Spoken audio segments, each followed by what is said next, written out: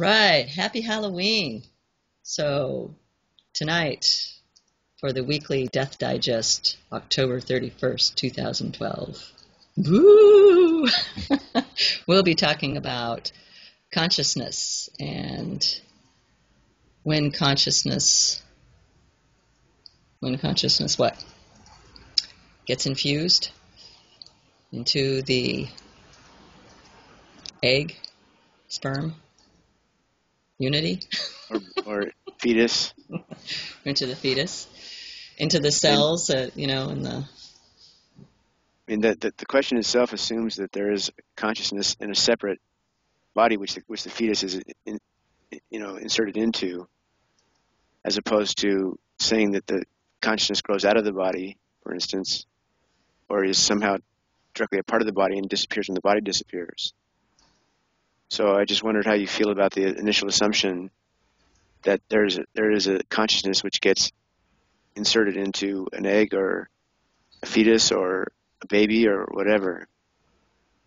Are we okay with that assumption to start with?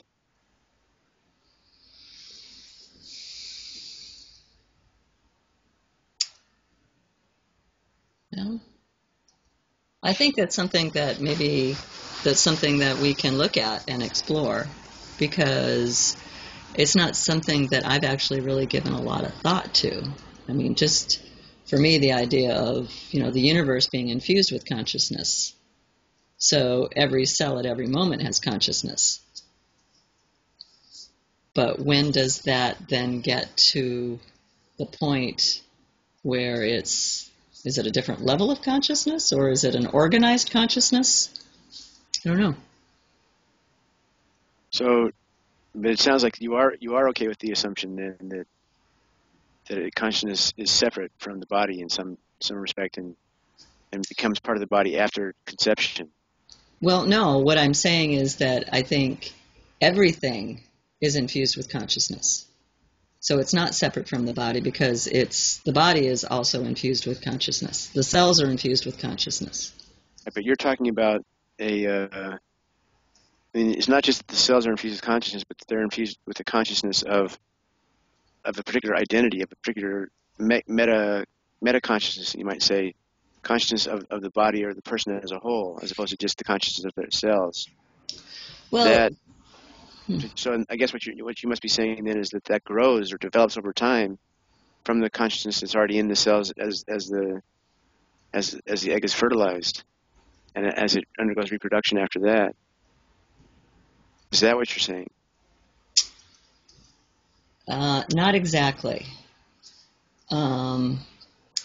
It feels like there's... Yeah, it's a good question. I think for me, this is such a juicy inquiry, because for me to look at what really consciousness is, and consciousness has been, studied for how many thousands of years? How many thousands of years? From before history.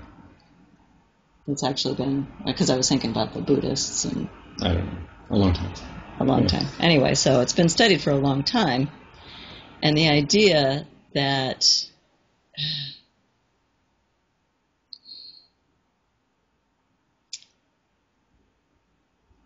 the consciousness of the cells, of the particles, of the energy strings, whatever is being infused, is that different than, say, the organized consciousness of an identity?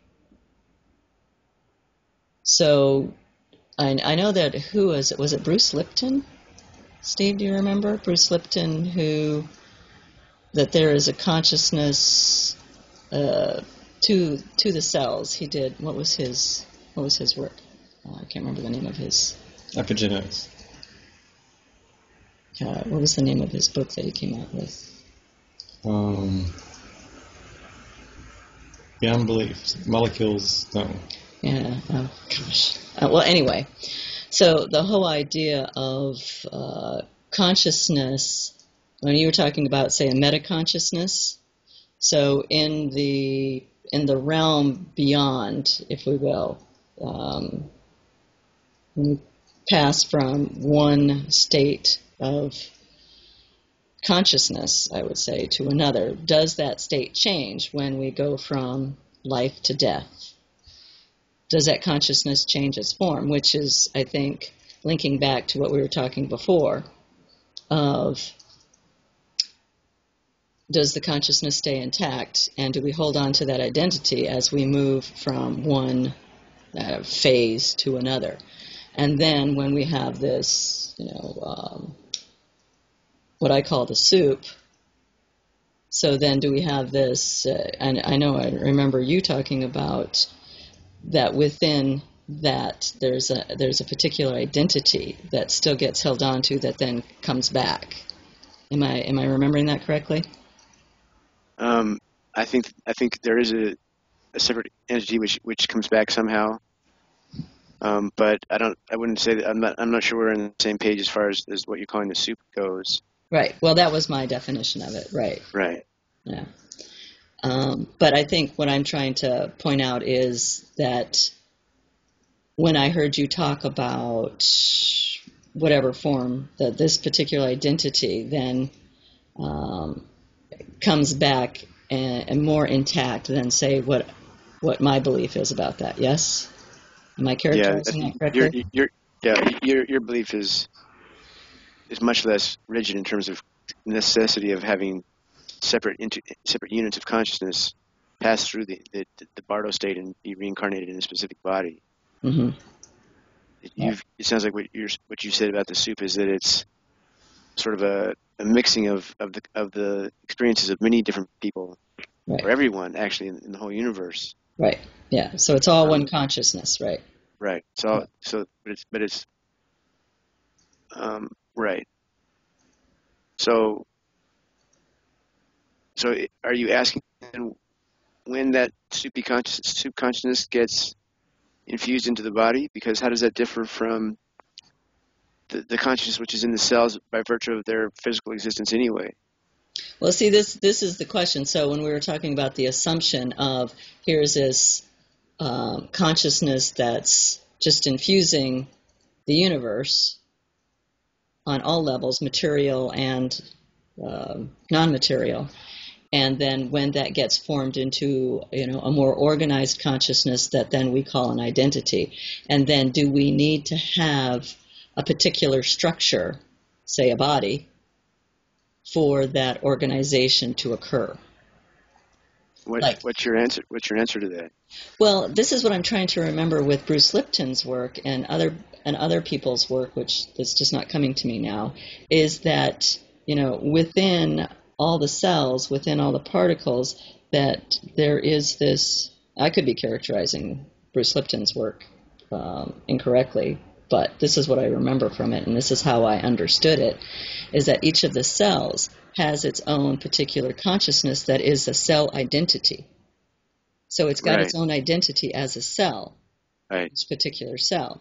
So when you take all of those identity cells of consciousness and bring them together in this particular form, then it makes this organization of what we call us. And it's a coming together of all those pieces of consciousness. Well, but presumably we grow throughout our lives, so you could argue, according to your theory, that we never have an identity. The identity starts when as soon as there's two cells, there's an identity, or even if there's one cell, a fertilized egg, there's an identity. Yeah, well, that's what I'm saying, for those cells.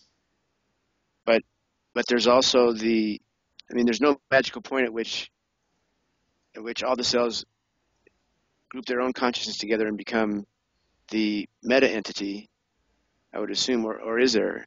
Yeah, that's what I'm saying. That's what happens. That then they come together because they're all working together for this particular organism, this particular form, which what we would call the form of Paul or the form of Steve or the form of Kim, whatever. So how many cells does it take in order to have that form come into existence? It's all the cells, all the cells that make us up. Right, but what you're saying is that there has to be some minimum number of cells to create the meta identity of Paul or Steve or Kim, Well, because it's not there on conception. You're saying. Okay. Hold on just a So second. We're gonna take a momentary pause here.